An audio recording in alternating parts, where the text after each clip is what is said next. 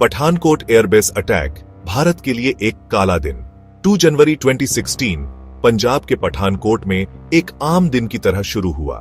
आने वाले खतरे से अनजान शहर अपनी रोजमर्रा की दिनचर्या में लगा रहा। हालांकि सुबह सुबह शांति भंग हो गई जब भारी हथियारों से लैस आतंकवादियों के एक समूह ने पठानकोट एयरफोर्स स्टेशन पर धावा बोल दिया। इस हमले ने पूरे भारत में सदमा पहुंचाया, देश की सुरक्षा व्यवस्था में कमजोरियों को उजागर किया और पाकिस्तान के साथ तनाव बढ़ा दिया। पठानकोट हमला आतंकवाद के लगातार खतरे और उसके विनाशकारी परिणामों की एक कठोर याद दिलाता है। यह हमला जैश-ए-मोहम्मद द्वारा किया गया था, जो एक पाकिस्तान स्थित आतंकवादी संगठन है जो भारतीय धरती पर कई हमलों में शामिल होने के लिए कुख्यात है। मौलाना मसूद अजहर के नेतृत्व वाला जेएम लंबे समय से भारत और पाकिस्तान के बीच तनाव का कारण रहा है। भारत ने बार बार मांग की है कि पाकिस्तान जेएम और अपनी सीमाओं के भीतर काम करने वाले अन्य आतंकवादी समूहों के खिलाफ ठोस कार्रवाई करे। हालांकि ये मांगें अनसुनी कर दी गई हैं, जिससे हिंसा और अविश्वास का दौर जारी है। पठानकोट हमला कोई अलग घटना नहीं थी। ये पाकिस्तान से आने वाले सीमा पार आतंकवाद के एक बड़े पैटर्न का हिस्सा था। 2001 में भारतीय संसद पर हमले से लेकर 2008 के मुंबई हमलों तक पाकिस्तान ने भारत को निशाना बनाने वाले आतंकवादी समूहों को सुरक्षित पनाह और समर्थन दिया है। इन हमलों के परिणाम स्वरूप न केवल निर्दोष लोगों की जान गई है, बल्कि 2 परमाणु सशस्त्र पड़ोसियों के बीच संबंध भी गंभीर रूप से तनावपूर्ण हो गए हैं। अंतर्राष्ट्रीय समुदाय ने इन हमलों की निंदा की है और पाकिस्तान से अपनी धरती पर आतंकवादी ढांचे को खत्म करने का आग्रह किया है। हालांकि बढ़ते दबाव के बावजूद पाकिस्तान इन समूहों के खिलाफ निर्णायक कार्रवाई करने में विफल रहा है, जिससे उन्हें आगे के हमले करने के लिए प्रोत्साहित किया गया है। पठानकोट हमले की योजना और उसे अंजाम बड़ी ही सावधानी से दिया गया था, जिससे आतंकियों को एयरबेस के लेआउट और सुरक्षा नियमों की गहरी जानकारी का पता चलता है। आतंकवादियों ने कमजोर सीमा और ढीले सुरक्षा उपायों का फायदा उठाकर पाकिस्तान से भारत में घुसपैठ की। भारत के भीतर ओवरग्राउंड कार्यकर्ताओं और हमदर्दों के एक नेटवर्क ने उनके मूवमेंट में मदद की, जिससे आतंकवाद का मुकाबला करने में सुरक्षा एजेंसियों के सामने आने वाली चुनौतियों को रेखांकित किया गया। पकड़े जाने से बचने के लिए आतंकवादियों ने सेना की वर्दी पहनकर और एक हाईजैक की गई पुलिस गाड़ी में यात्रा करके खुद को भारतीय सुरक्षा कर्मियों के रूप में छुपा लिया। उन्होंने एक वरिष्ठ पुलिस अधिकारी को बंधक भी बना लिया, उसे मानव ढाल के रूप में इस्तेमाल किया और प्रतिबंधित क्षेत्रों तक पहुंच प्राप्त की। सुरक्षा की कई परतों को भेदने की आतंकवादियों की क्षमता ने खुफिया जानकारी साझा करने, सीमा प्रबंधन और ऐसे हमलों के लिए महत्वपूर्ण प्रतिष्ठानों की भेद्यता के बारे में गंभीर चिंताएं पैदा की। इस हमले ने भारत की सीमा सुरक्षा व्यवस्था में महत्वपूर्ण खामियों को उजागर किया। आतंकवादियों की घुसपैठ ने सीमा पर पारंपरिक बाड़ लगाने और गश्त के तरीकों की सीमाओं को उजागर किया। इसने सीमा की प्रभावी ढंग से निगरानी करने और घुसपैठ के प्रयासों को रोकने के लिए तकनीकी समाधानों जैसे उन्नत निगरानी प्रणाली, ड्रोन और मोशन सेंसर की आवश्यकता को रेखांकित किया। इस घटना ने ऐसे हमलों को रोकने के लिए खुफिया जानकारी इकट्ठा करने और साझा करने के महत्व पर भी प्रकाश डाला। आतंकवादी खतरों की पहचान करने और उन्हें अमल में लाने से पहले उन्हें बेअसर करने के लिए केंद्रीय और राज्य दोनों स्तरों पर खुफिया एजेंसियों के बीच बेहतर समन्वय महत्वपूर्ण है। आतंकवादियों द्वारा असॉल्ट राइफल, ग्रेनेड और विस्फोटकों सहित परिष्कृत हथियारों के इस्तेमाल ने आतंकवादी खतरे के विकसित स्वरूप को और स्पष्ट किया। इससे पता चला कि इन समूहों की उन्नत हथियारों और प्रशिक्षण तक पहुंच है, जो संभवतः राज्य और गैर राज्य अभिनेताओं द्वारा प्रदान की जाती है। आतंकवादियों ने 2 जनवरी की सुबह अंधेरे और कम दृश्यता का फायदा उठाकर हमला किया। उन्होंने एयरबेस के तकनीकी क्षेत्र को निशाना बनाया, जहां लड़ाकू जेट और अन्य महत्वपूर्ण संपत्तियां तैनात थीं। आतंकवादियों का उद्देश्य अधिकतम नुकसान पहुंचाना और भारत की सैन्य क्षमताओं को बाधित करना था। हालांकि लड़ाकू विमानों को नष्ट करने के उनके प्रयासों को भारतीय सुरक्षा बलों की त्वरित प्रतिक्रिया से विफल कर दिया गया। एयरबेस पर तैनात भारतीय वायुसेना के जवानों ने हमले का सामना करने में उल्लेखनीय साहस और लचीलापन दिखाया। अप्रत्याशित रूप से पकड़े जाने के बावजूद उन्होंने जल्दी से लामबंद किया और आतंकवादियों के साथ भयंकर गोलीबारी की। हवाई सैनिकों ने बहादुरी से लड़ाई लड़ी, आतंकवादियों को विमान और बुनियादी ढांचे को नष्ट करने के अपने उद्देश्य को प्राप्त करने से रोका। उनकी त्वरित सोच और निर्णायक कार्रवाई ने हमले को रोकने और हताहतों को कम करने में मदद की। आतंकवादियों को बेअसर करने के लिए भारतीय सेना, राष्ट्रीय सुरक्षा गार्ड और अन्य सुरक्षा एजेंसियों को तुरंत एयरबेस पर तैनात कर दिया गया। विभिन्न सुरक्षा एजेंसियों के बीच घनिष्ठ समन्वय से एक संयुक्त अभियान शुरू किया गया था। एयरबेस के विशाल लेआउट और आतंकवादियों द्वारा भारी हथियारों के इस्तेमाल को देखते हुए ऑपरेशन जटिल और चुनौतीपूर्ण था। आतंकवाद विरोधी अभियानों में विशेष रूप से प्रशिक्षित एनएसजी कमांडो ने आतंकवादियों को बेअसर करने में महत्वपूर्ण भूमिका निभाई। उन्होंने उन इमारतों पर धावा बोल दिया जहां आतंकवादी छिपे हुए थे और नजदीकी मुकाबले में शामिल हो गए। सुरक्षा बलों और आतंकवादियों के बीच मुठभेड़ कई दिनों तक चली, जिसमें रुक रुक कर गोलीबारी और विस्फोट होते रहे। भारी हथियारों से लैस और अच्छी तरह से प्रशिक्षित आतंकवादियों ने कड़ा प्रतिरोध किया। सुरक्षा बलों से बचने के लिए उन्होंने बंकरों और सुरंगों में छिपने सहित परिष्कृत रणनीति का इस्तेमाल किया। पठानकोट हमले ने पूरे भारत में सदमा पहुंचाया, जिससे देशव्यापी सुरक्षा अलर्ट जारी किया गया। सरकार ने अपराधियों को न्याय के कटघरे में लाने और देश की सुरक्षा व्यवस्था को मजबूत करने के लिए सभी आवश्यक उपाय करने की कसम खाई। इस हमले ने भारतीय सुरक्षा की कमजोरियों और आतंकवाद का मुकाबला करने के लिए एक व्यापक दृष्टिकोण की आवश्यकता को उजागर किया। हमले के तुरंत बाद प्रधानमंत्री नरेंद्र मोदी ने स्थिति का आकलन करने और प्रतिक्रिया के समन्वय के लिए वरिष्ठ सुरक्षा अधिकारियों के साथ एक उच्च स्तरीय बैठक बुलाई। सरकार ने एक बहुआयामी रणनीति शुरू की, जिसमें राजनयिक प्रयासों, सुरक्षा बढ़ाने और खुफिया जानकारी साझा करने पर ध्यान केंद्रित किया। आतंकवाद का मुकाबला करने और अपनी संप्रभुता की रक्षा करने के अपने दृढ़ संकल्प का प्रदर्शन करते हुए भारत की प्रतिक्रिया तेज और दृढ़ थी। भारत ने पाकिस्तान को अंतर्राष्ट्रीय स्तर पर अलग थलग करने और अपनी धरती से संचालित आतंकवादी समूहों के खिलाफ ठोस कार्रवाई के लिए दबाव बनाने के लिए एक राजनयिक आक्रमण शुरू किया। भारत ने संयुक्त राज्य अमेरिका, यूनाइटेड किंगडम और अन्य प्रमुख भागीदारों सहित अंतर्राष्ट्रीय समुदाय के साथ सबूत साझा किए, जो हमले को जीएम और पाकिस्तान में स्थित उसके नेतृत्व से जोड़ते हैं। भारत ने मांग की कि पाकिस्तान हमले के अपराधियों के खिलाफ तत्काल और सत्यापन योग्य कार्रवाई करे। सीमा सुरक्षा को मजबूत करने की आवश्यकता को स्वीकार करते हुए सरकार ने कई उपायों की घोषणा की, जिसमें गश्त बढ़ाना, तकनीकी समाधानों की तैनाती और बुनियादी ढांचे का उन्नयन शामिल है। भारत पाकिस्तान सीमा की रक्षा के लिए जिम्मेदार सीमा सुरक्षा बल को अतिरिक्त जनशक्ति और उपकरणों के साथ मजबूत किया गया। सरकार ने सीमा सुरक्षा बढ़ाने के लिए उन्नत निगरानी प्रणाली, ड्रोन और अन्य तकनीकों की खरीद में भी तेजी लाई। भाग 5, पाकिस्तान की प्रतिक्रिया, न्याय से इनकार और बाधा।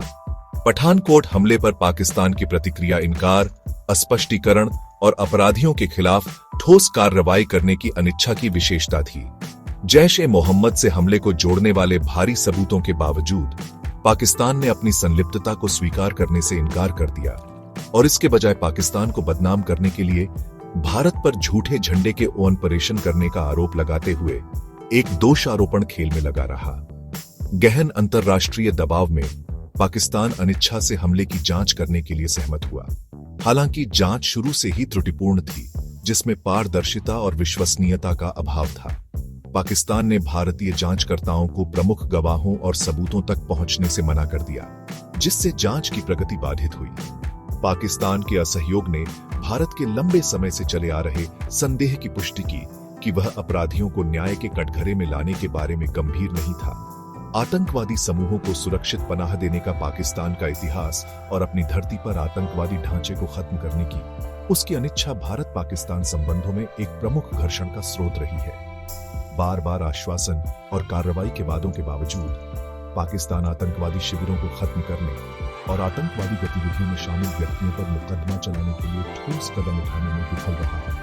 आतंकवादी समूहों के लिए पाकिस्तान का निरंतर समर्थन भारत के प्रति उसकी गहरी शत्रुता और राज्य नीति के साधन के रूप में आतंकवाद के उसके इस्तेमाल से उपजा है। पाकिस्तान का सैन्य प्रतिष्ठान इन समूहों को रणनीतिक संपत्ति के रूप में देखता है, जिनका उपयोग भारत को हजारों कटों से खून बहाने के लिए किया जा सकता है।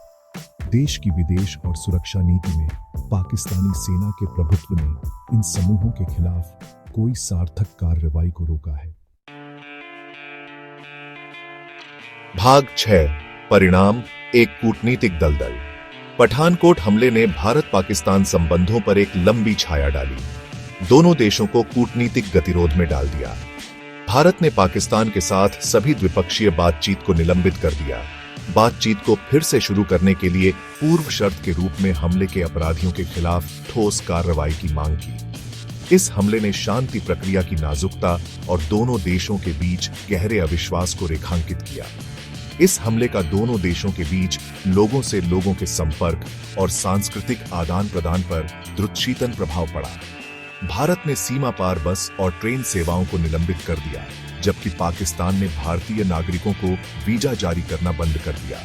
अपने दैनिक ध्वजारोहण समारोह के लिए जाने जाने वाले अटारी वाघा सीमा पार को बंद करना द्विपक्षीय संबंधों में टूटने का प्रतीक है। पठानकोट हमले ने पाकिस्तान पर अंतर्राष्ट्रीय समुदाय के सीमित प्रभाव को उजागर किया। प्रमुख शक्तियों की निंदा और कार्रवाई के आह्वान के बावजूद पाकिस्तान ने आतंकवादी समूहों को सुरक्षित पनाह देना जारी रखा। पाकिस्तान को अपनी धरती पर आतंकवादी ढांचे को खत्म करने के लिए मजबूर करने में अंतर्राष्ट्रीय समुदाय की अक्षमता ने इन समूहों को प्रोत्साहित किया और वैश्विक आतंकवाद विरोधी प्रयासों की प्रभावशीलता के बारे में सवाल उठाए। इस हमले ने भारत के लिए पाकिस्तान से निपटने में अधिक सक्रिय और मुखर दृष्टिकोण अपनाने की आवश्यकता को रेखांकित किया। रणनीतिक संयम की भारत की पारंपरिक नीति पाकिस्तान को आतंकवाद का समर्थन करने से रोकने में विफल रही है। भाग 7 सबक सीखा, भारत की सुरक्षा व्यवस्था को मजबूत बनाना। पठानकोट हमले ने भारत के लिए एक वेक अप कॉल के रूप में काम किया, जिससे उसकी सुरक्षा व्यवस्था में कमजोरियों और एक व्यापक बदलाव की आवश्यकता का पता चला। इस हमले ने आतंकवाद के बढ़ते खतरे का मुकाबला करने के लिए खुफिया जानकारी साझा करने, सीमा प्रबंधन और सुरक्षा बलों के आधुनिकीकरण के महत्व पर प्रकाश डाला। हमले के बाद भारत सरकार ने देश के सुरक्षा ढांचे को मजबूत बनाने के उद्देश्य से कई सुधार शुरू किए। इन सुधारों ने खुफिया जानकारी इकट्ठा करने और साझा करने को बढ़ाने, सीमा सुरक्षा के आधुनिकीकरण और विभिन्न सुरक्षा एजेंसियों के बीच समन्वय में सुधार पर ध्यान केंद्रित किया। आतंकवादी हमलों को रोकने में खुफिया जानकारी की महत्वपूर्ण भूमिका को स्वीकार करते हुए सरकार ने अपनी खुफिया एजेंसियों को मजबूत करने को प्राथमिकता दी। इसमें खुफिया जानकारी इकट्ठा करने के संचालन के लिए धन में वृद्धि, खुफिया कर्मियों के प्रशिक्षण और क्षमताओं को बढ़ाना और विभिन्न खुफिया एजेंसियों के बीच समन्वय में सुधार शामिल है। सरकार ने विभिन्न सुरक्षा एजेंसियों के बीच वास्तविक समय में खुफिया जानकारी साझा करने की सुविधा के लिए एक समर्पित राष्ट्रीय खुफिया ग्रिड या NTGRID की भी स्थापना की। इस हमले ने भारत की सीमा सुरक्षा की कमजोरियों को उजागर किया, खासकर छिद्रपूर्ण भारत पाकिस्तान सीमा पर। इन कमियों को दूर करने के लिए सरकार ने पारंपरिक तरीकों को आधुनिक तकनीकों के साथ जोड़कर सीमा सुरक्षा के लिए एक बहुस्तरीय दृष्टिकोण लागू किया। भाग 8 संदर्भ में पठानकोट हमला, पाकिस्तानी आक्रामकता का एक पैटर्न।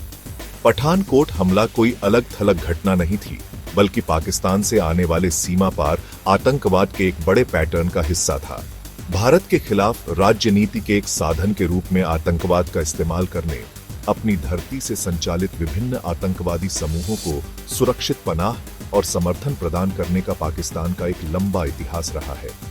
1990 के दशक के बाद से पाकिस्तान ने भारत को हजारों घावों से खून बहाने की रणनीति अपनाई है। प्रॉक्सी युद्ध और आतंकवाद का इस्तेमाल करके भारत को असंतुलित रखने और उसे अपनी पूरी क्षमता हासिल करने से रोकने के लिए पाकिस्तान का सैन्य प्रतिष्ठान आतंकवादी समूहों को रणनीतिक संपत्ति के रूप में देखता है, जिन्हें भारत के खिलाफ इच्छा पर उतारा जा सकता है। आतंकवाद के लिए पाकिस्तान के समर्थन के परिणाम स्वरूप न केवल भारत में निर्दोष लोगों की जान गई है, बल्कि पूरे क्षेत्र पर भी अस्थिर प्रभाव पड़ा है।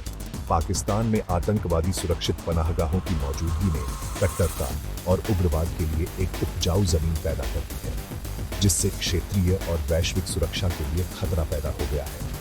अंतर्राष्ट्रीय दबाव और निंदा के बावजूद पाकिस्तान अपनी धरती पर आतंकवादी ढांचे को खत्म करने में विफल रहा है। इसने आतंकवादी समूहों पर कार्रवाई करने और भारत के खिलाफ हमलों के अपराधियों को न्याय के कटघरे में लाने के आह्वान का लगातार विरोध किया है। भाग 9 निष्कर्ष। आतंकवाद के खिलाफ अंतहीन लड़ाई। पठानकोट एयरबेस हमला आतंकवाद के निरंतर खतरे की एक गंभीर याद दिलाता है, जिसका भारत सामना कर रहा है। इस हमले ने भारत की सुरक्षा व्यवस्था में कमजोरियों और निरंतर सतर्कता और आतंकवाद का मुकाबला करने के लिए एक बहुआयामी दृष्टिकोण की आवश्यकता को उजागर किया। हमले पर भारत की प्रतिक्रिया ने आतंकवाद का मुकाबला करने और अपनी संप्रभुता की रक्षा करने के उसके संकल्प का प्रदर्शन किया। सरकार के राजनयिक प्रयासों, सुरक्षा बढ़ाने और खुफिया जानकारी साझा करने की पहल ने भारत की आतंकवाद विरोधी क्षमताओं को मजबूत किया है। हालांकि आतंकवाद के खिलाफ लड़ाई अभी खत्म नहीं हुई है। आतंकवादी समूहों के लिए पाकिस्तान का निरंतर समर्थन भारत और क्षेत्र के लिए एक बड़ी चुनौती बना हुआ है। अंतर्राष्ट्रीय समुदाय को पाकिस्तान को उसके कार्यों के लिए जवाबदेह ठहराना चाहिए और उसकी धरती पर आतंकवादी ढांचे को खत्म करने के लिए दबाव डालना चाहिए। भारत आतंकवाद के सभी रूपों और अभिव्यक्तियों का मुकाबला करने के लिए अंतर्राष्ट्रीय समुदाय के साथ काम करने के लिए प्रतिबद्ध है। पठानकोट हमले ने इस खतरे से लड़ने और सभी के लिए एक सुरक्षित दुनिया बनाने के भारत के संकल्प को और मजबूत किया है।